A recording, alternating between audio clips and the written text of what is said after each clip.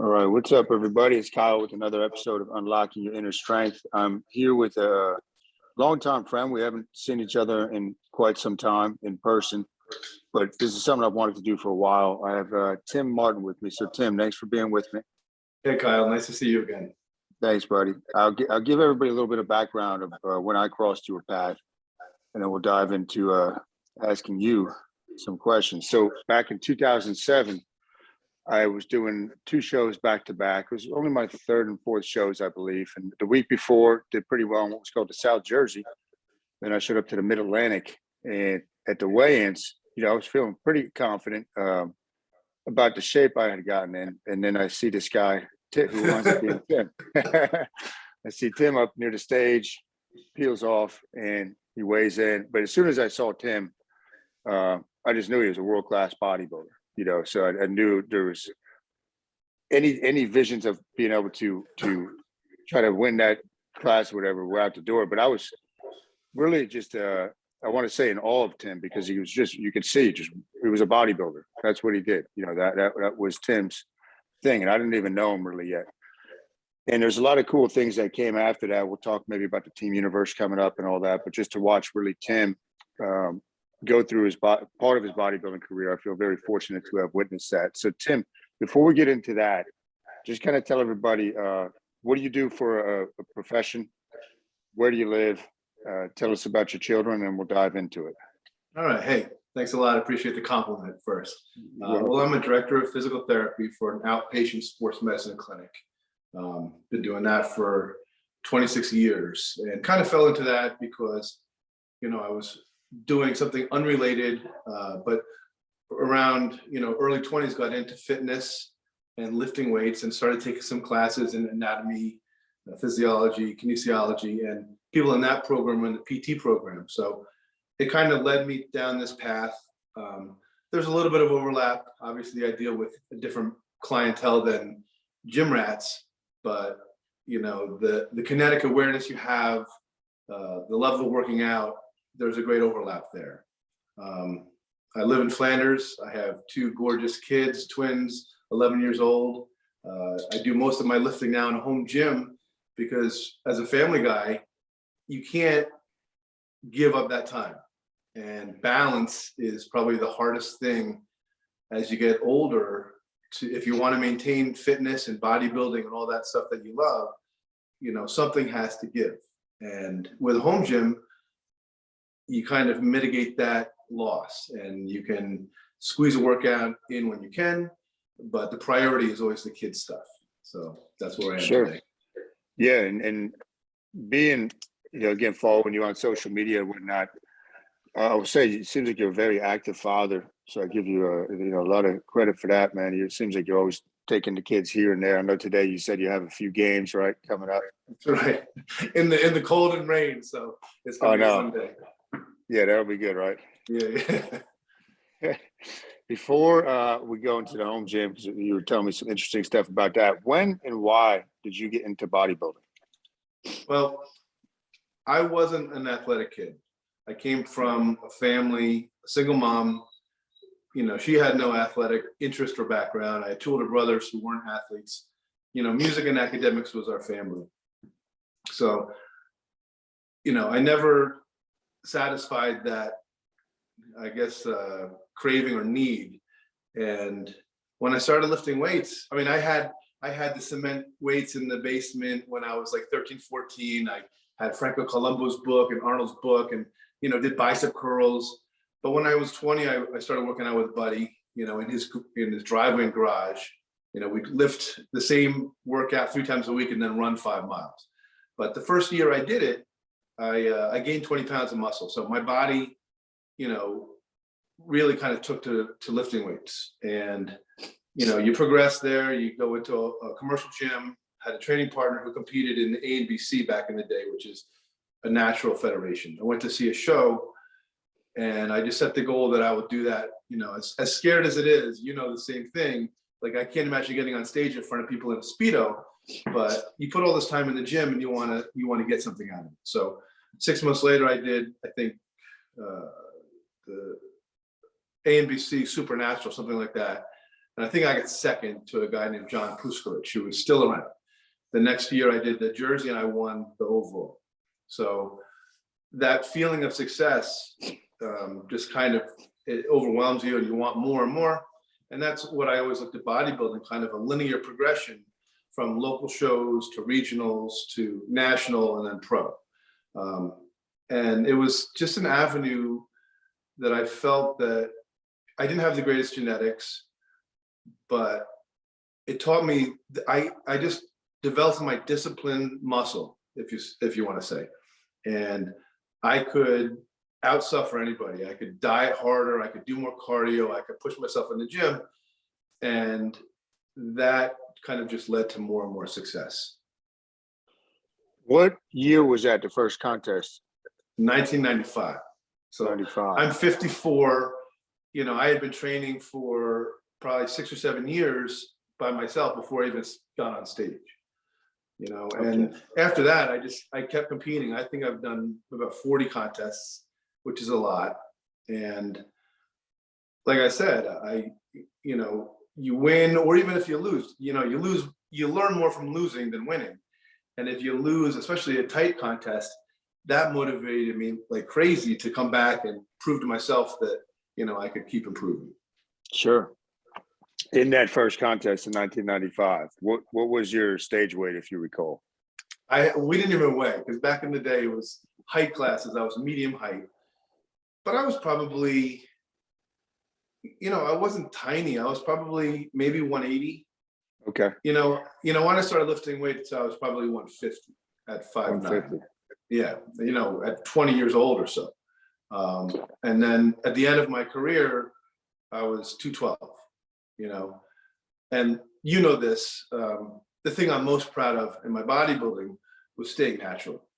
Yeah. You know, and I have nothing against guys who use, you know, I follow the sport to a degree now. I love the classic physique guys because that's the look I would like to emulate. But for me, you know, I had success as a natural athlete, and then I chose to cross over to the NPC, but stay natural, see where I'd fare. Me and a friend of mine, you know, Chris McKenzie, we did the same thing. We were like two of the only guys who were doing that, who were going into open shows as naturals. You don't say anything because nobody wants to hear that from you, you know, at those shows. They don't care. But the guys that knew respected it. Some guys, you know, hated on it a little bit. But as long as you kept climbing the ranks and doing well, we kept going. And so then, you know, in 2008, I won the Team Universe, and that gives you a pro card. But by then I was already about 40. And I wanted to compete on the pro stage. But at 40, I'm like, why would I start taking steroids now? You know, I'm never going to catch up to those guys in size. So I said, well, I could be very unique and compete on that stage as a lifetime natural guy and, you know, see what happens. And so that's what happened. Yeah, and it's for people that don't understand. I remember right away when I saw you, just the level of development you had, you know, in the posterior and just everywhere. But for guys, when Tim's talking about being natural, so most bodybuilders are not natural. I mean, they're using anabolics, you know, which is basically different derivatives of testosterone. And Tim would compete against these guys, Tim and our friend Chris, and regularly win. You know, I don't know if it was like that from the first time you did an NPC, but I remember going to watch you at the Atlantic States and watch you at all these shows against guys that were not natural, and it was amazing to watch. So, and I think you like you said, you just outworked everybody, you know, behind the scenes. I believe so. What was that? And I think like? this might tie into what you're doing is, you know, when we just chatted before doing this, you know, you talk a lot about mindset. And if I could kind of hone in on that mindset, it was a really strong belief that I could outwork these guys. Like I didn't have that crutch of anabolics. So in effect, that made my work ethic harder, you know, stronger, because I knew I could do that, you know, and especially then you have a little success, you're like, yeah, there's something to this, you know, there's something special here. And so that was the satisfying part of it. Yeah, yeah. I mean, it was, and that's why one of the main reasons I wanted to have you on was the mindset. So talk about when you know, okay, you're competing against these guys, and you're getting ready for the team universe, which I was fortunate enough to help, be there with you and witness that. The daily mindset, because most people have never competed before, but how long out from a show would you start getting ready? I would do, well, typically it was 16 weeks, but Right. for that particular show, I competed in 2007 was a great year for me. We met. Yeah. I had won like 5 shows, which I had never done 5 shows in a row, but I won them all, and they were all geared up for the team universe because that was, in my eyes, always the goal. That was the top drug tested show in the country. I thought that established the best bodybuilder in the US. And it was always in my backyard. I'm a Jersey guy, that was always in the city. And I did that show. I came in, I thought I looked great. I think I got 4th in the heavyweights. Crushing, because on stage I thought I was like right in there. And the next morning I did cardio for the next year. So for 2008, I trained every day for that show. And, I felt it was kind of my destiny. I would watch The Secret on the video, doing my cardio, just envisioning things. And that was a tough show because my wife's brother was getting married.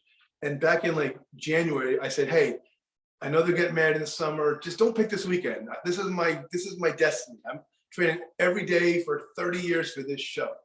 And they picked that weekend. So I couldn't even go to the wedding. None of my family got to see me compete, but I didn't care. Like, I knew this was my thing. And so in one way, it was a hollow victory because, my wife at the time wasn't there and couldn't share in it. But I really had this belief that I was going to win. And this was my goal, basically one of my biggest goals in my life at the time. And nothing was going to stop, so, going back to, what you think, it's all about routine, getting up at 5 every day and enjoying the cardio, wanting to do, excuse me, my dog, he's always in the way. Appreciating the cardio, pushing yourself, never cheating on the meals, and really kind of taking a meticulous approach I remember I would weigh myself morning and night every day, and then average my weights for the week and make sure I was losing on track, and trying different diets and stuff like that. Because as a natural guy, you don't have some of those benefits of, the drugs to get ripped and to maintain size. And, doing it for so long, you just kind of learned what your body was capable of, how hard to push the diet, that kind of thing. And so that's what happened. I think you were there that night. It was ended like, after midnight, and then popping back in the city the next day for pictures for NPC News magazines, like just kind of stuff as a bodybuilder you always wanted, and it was pretty cool to happen. Yeah, it was surreal.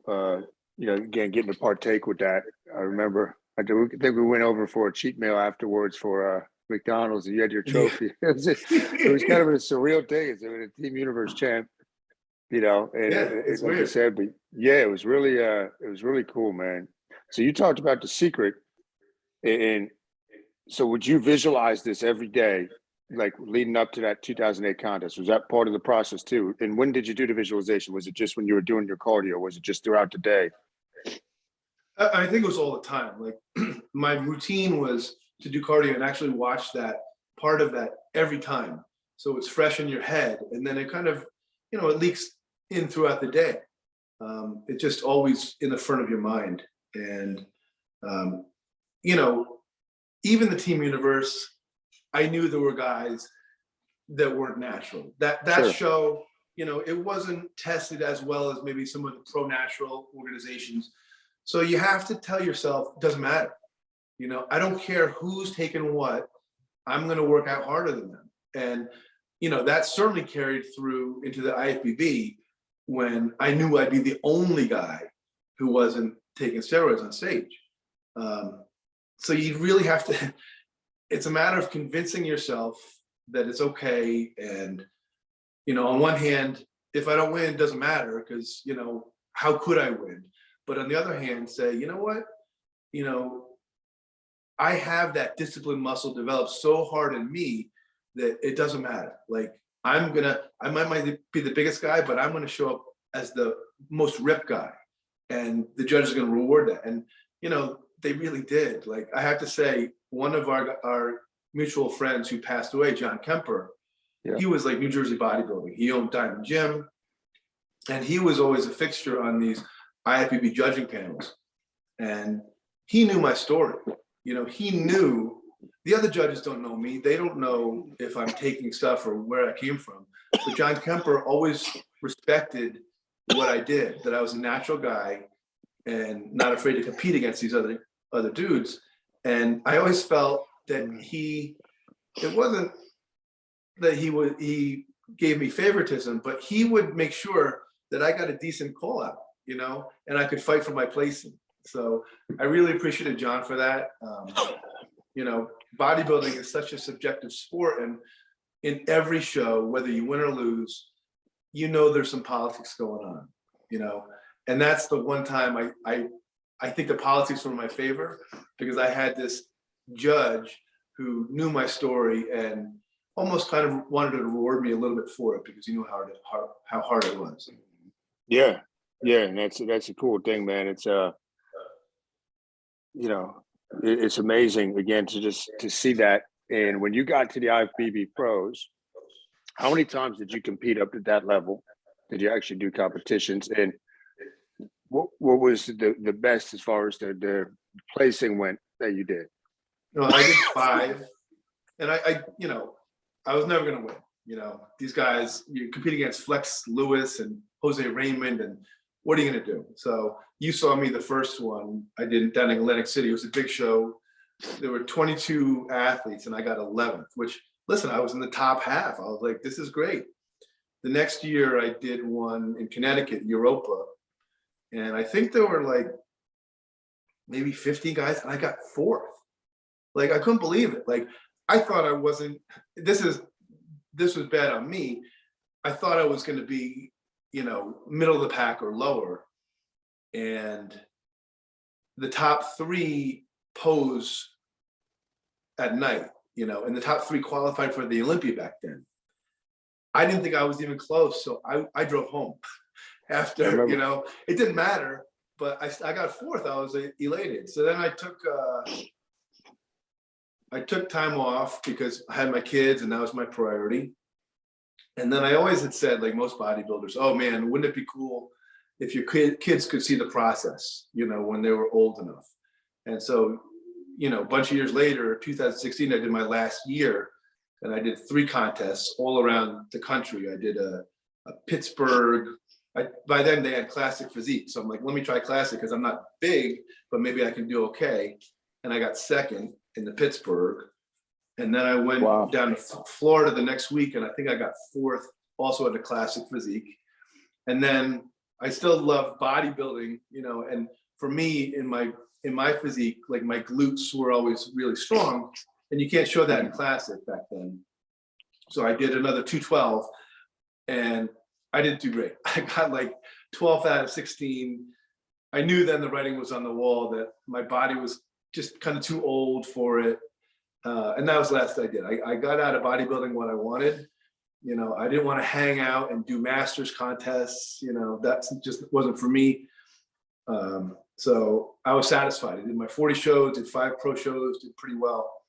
And, but I'll always work out. I love working out. There's not a day where I have a workout that's a bad one. I feel great when I do it. I can still, push some good weight and challenge myself that way. Nowadays, it's maybe for the Instagram likes, I'm home in my home gym alone. I'm not showing off for anybody, but if I set up a camera, I'm 20% stronger, and I can get a great set. And so that's my motivation. Yeah. And watching some of your workout videos, the clips, I should say, you're still incredibly muscular. Saw one recently, I don't know, maybe it's 2-3 weeks ago. You're still shredded. right? So as long as I've known you, it seems like you're pretty much always in shape, meaning it doesn't seem like you ever, like a lot of even though you may not be competing anymore, a lot of bodybuilders would get fat or whatnot, or just don't look like a bodybuilder. But you are what I would consider the definition of a bodybuilder, even though you're not competing. That always being in shape and always being muscular. Is it still the same mindset that, hey, like you're training for life? I think you said in one of them, like you're just Yeah, training for life. Like, yeah. what's the mindset now? We're as bodybuilders, you're taught to bulk up in the off season with hopes you're going to get a few more pounds of muscle and then chisel it down for the show. When I finished competing, you know, you put all these years of lifting in, and you're like, why not just walk around with my trophy all the time? So I like cardio. You know, I don't do an hour cardio anymore, but I'll kick my ass during like the skier or the rower or the treadmill for 20 minutes hard to maintain shape. So I don't let my weight fluctuates maybe 5 pounds, but I always try to stay lean. You know, that's the goal. If you're a weightlifter and you're doing more for aesthetics, why would you cover that with all that fat, you know? So I enjoy being pretty lean. I eat my bodybuilding diet now still. You know, my food is the same from breakfast maybe till late afternoon, and then for dinner I'll have a reasonable dinner where I can go out to eat or whatever. But you know, you do it for so long, that's just part of who you are, and you enjoy it. Like, you know, at work I don't have a lot of time to go out to eat or anything in the middle of the day, so I pack my chicken and asparagus and rice, and I wolf it down, and I'm satisfied because my belly's full. I ate something healthy, and I'm not stressed about eating. And you know, that's just work for me. And the bonus is that it keeps you in good shape. Sure. And are you still, as far as that goes, because I remember back again, just picking your brain when I was fortunate enough to train with you for a little while at the World Gym, right, in Rockaway. Yeah, since Travel up. closed. That's what I heard, man. That was a cool spot, though, man. That was a neat Nice. spot. You would be, I want to say, like you would be taking in like 4,200 calories a day, if I recall, or so, I can't. It was a lot of food. It seemed like. Yeah, that's probably when I was fat. You know, the off-season bulking, and you know, we all take those progress pictures. And I was getting rid of a computer one time, and I ran across some of those off-season progress. And I'm like, oh man, he's fat, like bloated. I'm like, I don't want to be that. I think that also got in my head, like, let's just stay lean, you know. So now it's so Sure. much less, you know, and I'm older, so I have no illusions of gaining muscle. You know, the goal now is to take fitness, strength, and aesthetics into my 50s and beyond, and be a great version of that weight, or that age, I should say. Not trying to win a Mr. New Jersey, but like maybe I could be like the best 54-year-old out there. You know, Yeah. so that's kind of in my head now. If you're talking about motivation, that's one of the motivations, like, you know, to look young for my age or whatever, and still be strong and maintain that. Because a lot of guys, I get it, you know, you got family and job pulling you in different directions, and it's hard to maintain the fitness part of your life.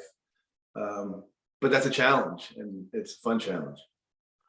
Yeah, it is really fascinating to get inside to the mind of a champion. I mean, that's you know, basically what we're talking about here. You know, you have the mindset no matter what, if you're competing or not. And again, you're in better shape than most bodybuilders out there still. You know, guys, you got to, and I'll make sure I give the links where they can follow you at the end of this. Talk about this though, as a father, do the kids, and I've seen clips of them maybe working out with you. Like, are they taking an interest in it? Is that something that you try to get them to do, or you just kind of let them observe you and dabble in it? Like, talk about that. Yeah, definitely the latter. You know, when COVID came around, they didn't have gym class. Some sports were put on hold for a while. So I'd say, hey guys, come on downstairs. Let's do like a CrossFit type workout for a little bit. I love watching it, you know, and you want your kids to enjoy what you enjoy. But I was very careful not to push them into working out. You know, they're 11 years old. They don't need to be doing what I do. Once in a while, they'll come down and say, hey, you know, see what we can do. But I don't want to be that guy pushing them, because I see the videos, and, you know, everybody, you know, hates on that guy, like, oh, you're damaging your kids. I don't want to do that. So my kids are in a ton of sports. You know, they're good, they're not great, but that's what you got to be at that age. Their goal is not to be the greatest person. Their goal is to enjoy it. At some point down the road, if they want to take it further, I would love to incorporate weightlifting so they can be better. I will tell you this. And how old's your oldest? 6. Okay, so you're going to see this soon. When they're involved in sports and you're watching your kid, the hardest part is taking that drive you have and not putting it on them, number one, and also, you know, not living vicariously through them. I mean, this is what I see all the time in the youth sports, is these dads who, you know, for whatever reason, they're not athletes. You know, maybe they were in high school, but then they've had 30 years away from it, and they're living through their kid. You know, and number one, it's got to put a lot of pressure on your kid. But I just don't want to be that guy. So it's hard. You know, you want your kid to win all the time, and you want them to be a starter or whatever. And it's a struggle as a guy who was, you know, spent 30 years competing himself, to temper it back, to step back and say, you know, just do your thing, and I'm just here to support you. You know, I struggle with it every game, every practice, whatever. But at least I think I recognize it, and hopefully I keep it in check. Yeah, that's self-awareness. And, you know, we'll come back to that in a second. But the self-awareness piece makes me think of, I know you and I had talks back when you were still competing. Just some of the people cannot separate themselves. You know, we talked about from bodybuilding was who they were. Like, and I think you were always good at, it was something you did at the very high level. But it's real neat to see that you're not, like, it's something you did, right? And it laid down a lot of principles for you. Yeah, I'll be honest with you. It is also who you are. It has to be. You know, and this is where the whole balance thing, the struggle, you know, manifests itself. It's not just, you know, what you do in your life with your work and your family and your lifting, but it's also in your head. Like, you know, can I be more than just a bodybuilder? You know, my fortune was probably, I didn't have a lot of bodybuilding friends. I mean, we were acquaintances, and, you know, I had a couple guys, but I didn't live the lifestyle. Like, I wasn't going to the shows all the time. You know, I didn't have a big circle of bodybuilding friends. Just wasn't my thing. So, you know, and the frustrating part would be, like, you know, you train yourself all year, you go for a contest, Monday morning you go to do work, and nobody knows anything. They're like, Tim, you look kind of skinny. Are you okay? You know, that's what I would get, you know, and that fucks with your head. You know that for sure. But, you know, I didn't live in a gym. You know, that wasn't my job. So, you know, that's where I guess I had to have balance. Like, I had to keep my bodybuilding kind of on the down low. In my home, like, you look at my gym on my videos, you see a lot of trophies. That's the only place in my house, you know, they exist. Like, nothing else in the house would ever tell you I worked out. And at my job, most of my patients have no idea I ever was a bodybuilder. You know, they don't know those things. I wore scrubs all day. So that's where I was kind of balance was forced upon me, I guess, you know. Yeah, and that's, I guess, what I was kind of alluding to is, yeah, you never got sucked in, it seemed like, into the, you know, a lot of these people do it for the, I don't know, whatever you want to call it, whether it's the people adoring them or whatever, but you just went about your business, man. When you at, let's say, practice, are you coaching any of either of your kids? No, yeah, I mean, and that's my thing. Like I said, I wasn't an athlete as a kid. You know, I played lacrosse a little bit, but I almost feel like I'm not qualified as a coach. And to be honest, also logistically with my job, I work some late hours, and I don't want to give up some of my time for working out. So I haven't coached as of yet. You know, I hope that changes. I hope I can be like an assistant coach coming up. But no, I haven't. And I honestly, I worry about it too, because, man, these coaches, I give them so much credit because, you know, they're devoting so much time, but they also have to, like, control themselves. Like, you know, you get the shitbird kids, and kids who are acting up and not listening or goofing off, and it would be a challenge not to like, bring these kids out. So I don't know if I have that in me, but we'll see. Yeah, I know exactly what you're saying, man. Do the coaches know though? Like, do they know your background at all? And if so, do they ask you advice for maybe warm ups or how to make these kids stronger? Yeah. Or So, they not? people in my town, I think, know, because like I said, in bodybuilding, you walk around with your trophy, you're a bigger dude or whatever. So a couple nice things. I had one of the wrestlers who was a couple years ahead of my son. This kid's like, he's naturally jacked, and his mom said, hey, Drew, really, he looks up to you. Like when I met him, he asked me for like an autograph, that kind of stuff, goofy stuff. But I had him over to the house, and we did like a circuit I taught him how to do some basic lifts with Kale, my son. And that was a lot of fun. So I hope to do more of that. And then the other night, like, I guess in life and bodybuilding, sometimes you don't know who's looking, you walk in you're in your world, you're just tunnel vision. And I was at the wrestling banquet and I was talking to one of the coaches. And again, it's not something I talk about. I talk about it with you because you're asking me, but I don't want to be that guy who's always talking about the glory days. And I'm talking to this coach and he's a state trooper down in like Jersey City. He's like, oh yeah, one of my guys competed. And I said, oh, one of the dads from town competes. His name is Tim. And this guy who I don't know, it's like, oh, Tim Martin. Oh, all this stuff. And that was a great feeling for me, like some validation for someone, who I know socially in town can see that, yeah, I did my thing when I did it. That was kind of cool. Yeah. Yeah. And it is neat because you are very humble, but you still, I mean, I have you on the board of advisors. I think I sent a picture to you, but tell people all about it. I'm saying, oh, it's the best bodybuilder I've ever seen right there. Yeah, so people know all around the state. But you're great at being very humble with it. Now with your home gym, you were telling me some real cool stuff. Talk about your home gym. How many square feet is it? And then talk about what you're telling me with Rogue, the deal with Rogue. How did that come about? I mean, I think it's really awesome. Yeah. So again, when my kids were born, I didn't want to be driving to the gym, 40 minutes lost time every day. So I started a really small home gym and then I knocked down a wall and I made it bigger. It's not huge. It's in my first level. It's about 400 square feet. And the challenge with a home gym on top of finances is square footage. You have to choose things that are diverse pieces of equipment so you can do a whole workout, but you can't have a leg press and a preacher curl and all this other stuff. So I started, my first lesson with home gym is to buy quality.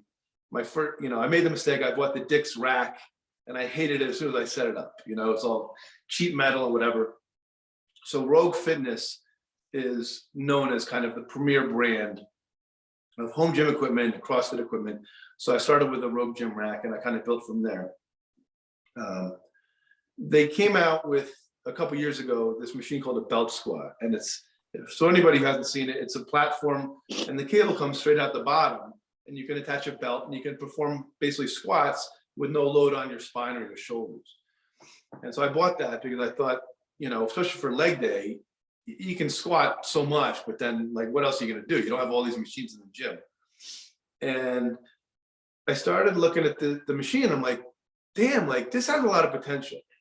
So I kind of MacGyvered some pieces and I started doing other exercises on the machine that was designed for just belt squatting. And I loved them. I mean, the movements felt better than commercial gyms. So I'd post them on Instagram and I tagged, Rogue Fitness or whatever.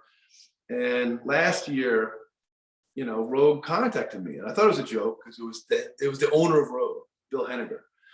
And they're like, hey, we really are impressed by your innovation. How'd you like to come out to Ohio and consult with our design team? And once I realized it was legit, I'm like, yeah, sure, I'd love to. So they flew me out and it was just one of the greatest experiences of my life because I was there for a weekend and I had this team of 10 guys who were like hanging on every word that I said. Like, who am I? I'm just a home gym guy. And it was awesome. So I had a little book and I had sketched out all these designs. I think I had 20 designs, like various things, and they really liked 11 of them. And the way it works there is, you know, they own everything. Like this place is huge. It's 1 million square feet. They go through about 200,000 pounds of steel a day.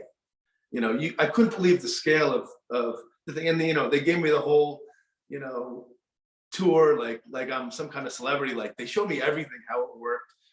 And so we're in the process of kind of releasing these things. So the first one they released, it was kind of a throwaway idea for me, but it was an ankle cuff that solved all the problems with ankle cuffs that I tried in the past. And that came out in the fall, and it does really well. I get 5% of the sales. Wow. But the big one is coming out now. And if you look on my Instagram page, you'll see a lot of exercises I do on it. And it takes this belt squat and it transforms it. And you can do about 20 commercial gym machine exercises on it that you'd never be able to do at home.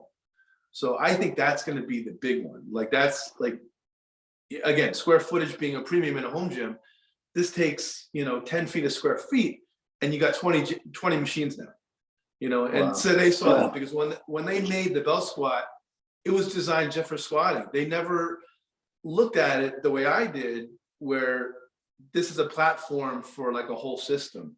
And so that's the exciting part. I can't wait till it comes out. You know, we ran into some logistical problems with suppliers with COVID, but they got a new supplier for my product, like part of the foam that's part of it. And so, you know, I'm working with a prototype. I should be getting the updated prototype soon. As soon as I green light it, then it goes in production, and hopefully it's going to be huge. Wow, man, that's amazing. Yeah, that's pretty cool. So, you know, bodybuilding, like I mentioned to you, you know, bodybuilding doesn't pay the bills ever. Even as a pro, you win a show, it's paltry. You know, back when I did it, for a portion, I was sponsored by Muscle Tech.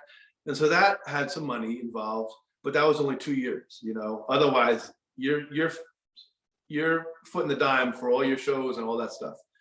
But this kind of endeavor, you know, they're kind of paying me for my expertise, what I went through for 30 years, and how I can look about the exercise or the body or whatever. And so that's a great little thing that kind of fell into my lap.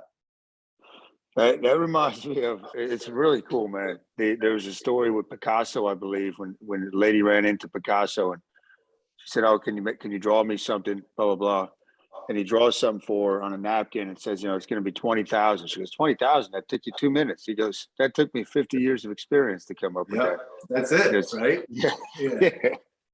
which is what you're kind of going through, man. So it's really cool to see it on the back end for you. You know, after the competition days, and you were always creative with your training. I mean, you were always very well thought out with that, and you were always, I think, really kind of innovating within the gym, which was always an inspiration to me. At this point, what would you say for anybody out there that, okay, so not bodybuilding aside, if they want to succeed in something, if they've got a dream and they want to go for something, what's the number one thing, piece of advice you would give them? You know, this is not my expertise, but I would say self-belief. You know, you got to believe that there's something special about you. And, you know, when you think about that, you can say, boy, am I an egotist or something? Like, am I right in thinking that there's something special? But yeah, there is something special. Like, if you believe it, it gets better, it gets stronger. So I always believed that there was something special about me in bodybuilding, right? Like, I didn't have the greatest genetics, but I believed that I could work and I could, you know, just focus better, and I could be special and not take steroids and do these shows. And that kind of became self-fulfilling. It gave me power to do those things. You know, believing in it, it's kind of a synergistic thing. It makes it stronger. So whether, you know, I don't know what endeavor you are, like even my job as a physical therapist, you know, COVID has been rough.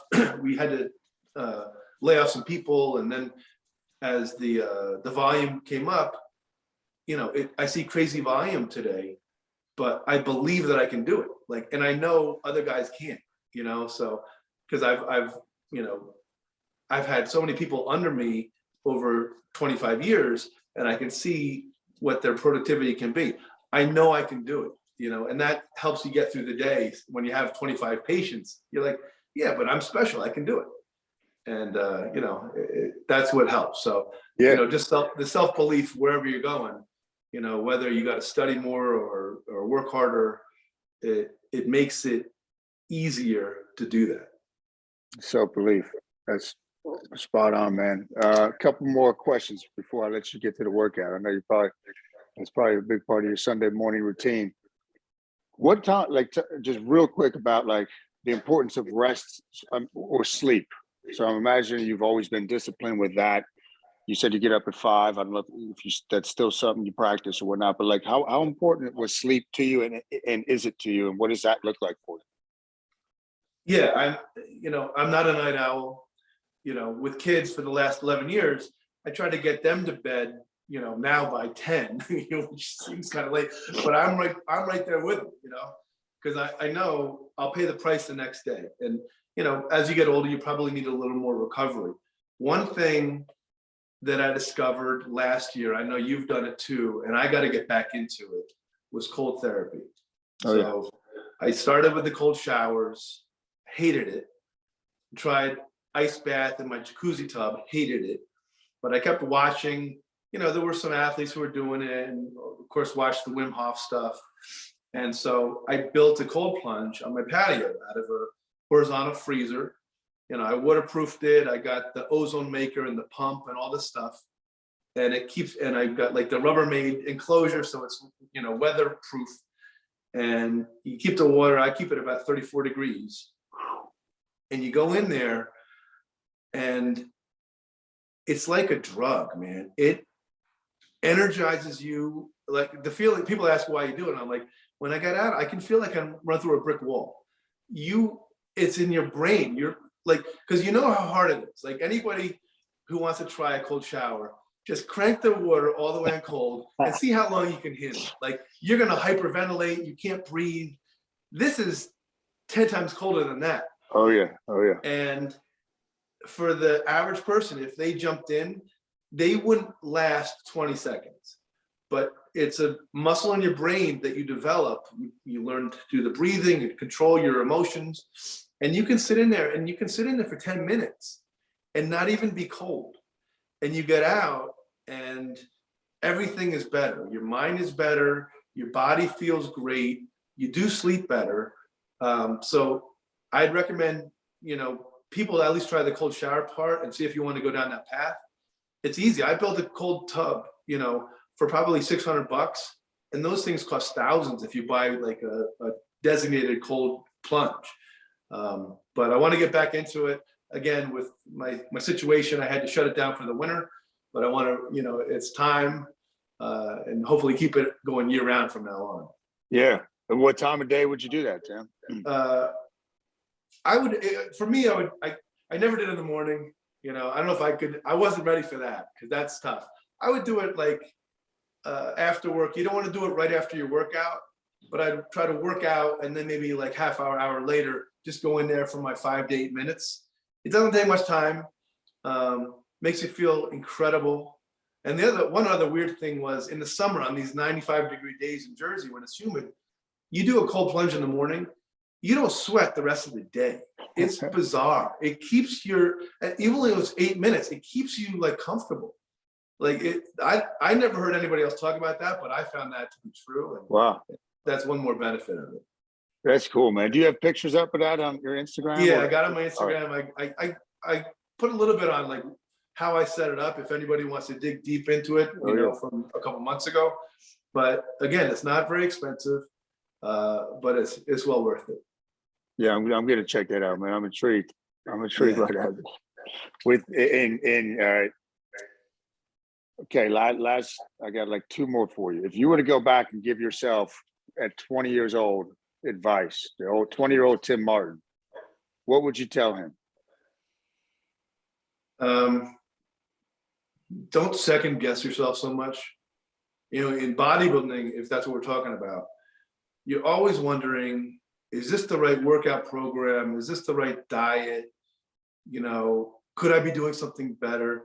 And while those are valid questions, they stress you out.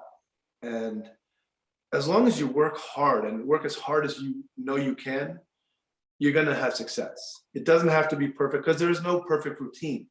You know, when I did shows, like I said, I did 40 contests. I probably did something different every single time I prepped.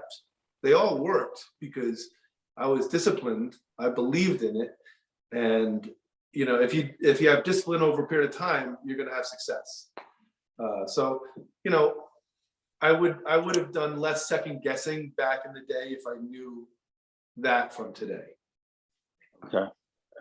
Don't second guess yourself so much. And that's cool for people to probably hear you say, because again, they probably hear someone like you or see someone like you and think that you don't have the same battle in your mind that other people have had. You know, it's tough. Like in that endeavor, you're being judged on who you are. You're up on stage in a tiny bathing suit, basically, and it's tough on your ego if you don't do well. Like you see it all the time. The guys who don't make first call out, their faces are crushed because they worked for 4 months for this moment. And in 2 minutes, they realize their dream is crushed, you know? But it is what it is. And the other thing is, like I said, you learn more from your failures than your successes. You know, when I would compete, I would get way more satisfaction taking third in a lineup of 20 good guys than winning with 4 decent guys. You know, Sure. The placement doesn't validate your success. How you perceive, you know, the work you did, the package you brought to the stage, that's the real indicator of a successful year. You know, there's going to be guys who are better, you know, better genetically. They took more drugs, whatever. They knew the judges, you know, there's all these things that you can't control. So placement really didn't matter. It's nice. It's a feather in the cap to get a big trophy. But as long as you improve and you know deep down that you did everything you could have done, there's the victory. That's the victory in the process, right? Yeah, yeah. I loved, you know, I loved the process. Like, I didn't like posing. Like, I'm not one of those guys who like is a showman. You know, that was my least favorite part. I loved getting ready, seeing progress every week, and then the prejudging where you're really like, I always made the analogy, it must be like a prize fight. Like you and I could be friends, but I wanted to kick your ass when we competed because Yeah. I size everybody up backstage and I'm like, fuck them, man. They're trying to get what's mine. And there was a great feeling, like just going out there and fighting for it, you know? So that was the fun part of it. Yeah, I think one last memory I have, you know, the show that I met you at, you went up against the guy Sheldon in the overall. Do you remember Sheldon? I do. He was a light heavyweight, and you guys, and he was phenomenal too.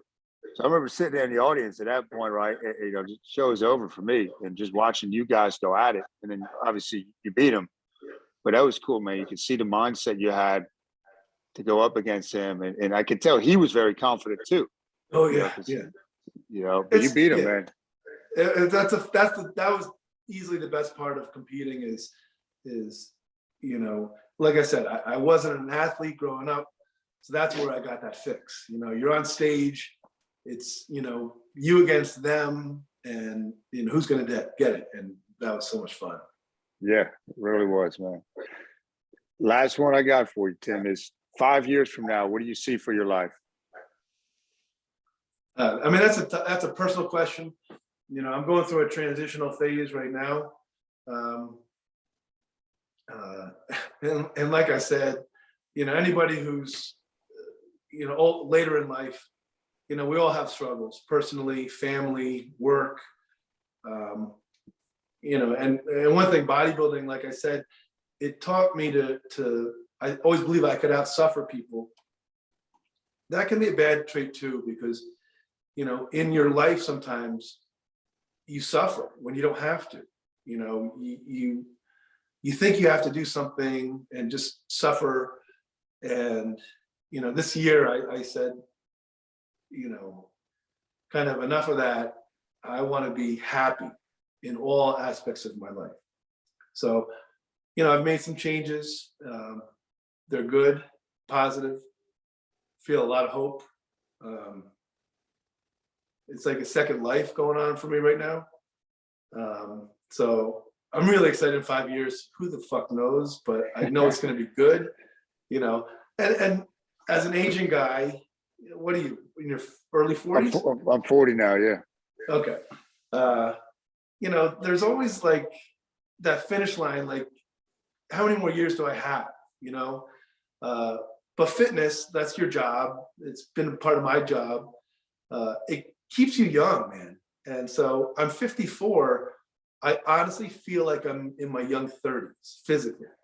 You got some aches and pains, but I'm capable of doing all the things I could do when I was 30. So, at 54, it's kind of late to make changes in your life, but I'm pretty confident that I'll be around for a while and I can just really thrive and have fun with people and my kids for sure. It's exciting watching them in these next 5 years. So, I'm getting kind of a second chance going on. So I'm just really excited. Yeah, man. Things are going good. That's inspiring, Tim, to hear you, make that decision at this point in your life to, you're going to be happy in all phases of your life. Again, anybody, I don't care if you have a bodybuilding background or not, that's a great mindset to have and something to aspire to, but I'm not surprised that you've turned that switch, it's anything you put your mind to, like we've been talking about, you do. So, I'll be excited to follow that journey. Where can people, like on Facebook and Instagram, is it, give them like, how can they follow you? Is it just Tim Martin? Is it at, like, what's your Instagram name? I don't recall off the top of my head. Yeah, my Instagram is Pro Tim. I stole that from Skip LaCour back in the day. He was a little bit of a mentor of mine. He was Pro Skip. So when I turned pro, I changed it to Pro Tim. Easy to remember. And that's basically, just workout stuff, home gym ideas. Some of them, my kids, my dog, who's a star. He's a bigger star than I am on that. And then Facebook, there's probably a link. I don't know how you do it, Tim Martin. Yeah, I'll get it in there. The Facebook is more my family, so you might not be interested in that. But the Instagram, that's my rogue stuff, and it's stupid. I'm probably too old to be on social media, but again, it motivates me. It's led me to some nice things, so I'll keep doing it. All right, man. I'll definitely get that in there. And this has been awesome, Tim. You still remain an inspiration to me, and I hope a lot of other people are going to see this and get the same feeling. So thank you once again. Thank you, brother. Yeah, man. Let me just bring this to a close.